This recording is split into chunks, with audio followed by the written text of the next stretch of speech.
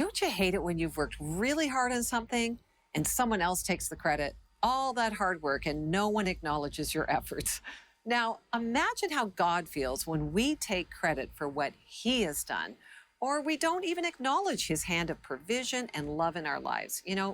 Too often we live our lives as if we are in charge of everything. We can think it's all up to us and we take credit for our success.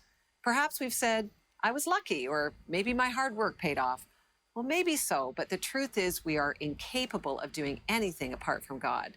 2 Corinthians 3:5 says, not that we are adequate in ourselves to consider anything as coming from ourselves, but our adequacy is from God. Well, there it is. Our efforts, our ability to accomplish anything is from God. Well, recently I spoke with a successful business person and I asked them as they look back on their lives and all their success, what have they learned? Well, their response was surprising. They said, I didn't always give God the credit. Wow. They shared how they felt their success was more up to them and whether they worked hard enough.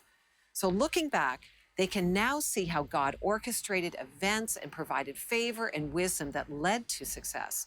Their only regret was that they didn't give God the credit along the way and that they took it for themselves. Whether you look back with regret or even recognizing it right now, God is intricately involved in every detail of our lives. Why? Well, He actually cares about us. God cares about you, your feelings, your family, and your friends. He cares about your work and your accomplishments, where you live, and every breath you take. God cares about it. So since God cares so much, you can count on Him to be involved in every aspect of your life. So when was the last time you gave Him credit? How often have you recognized that actually everything you have, everything you are, comes straight from God's hand? Well, the good news, it's not too late to give credit where credit is due. Simply take the time each day to acknowledge His presence and His work and all in you and around you and say, thank you. Yes, those two powerful words, thank you. It makes all the difference. Then you won't have to look back with regret.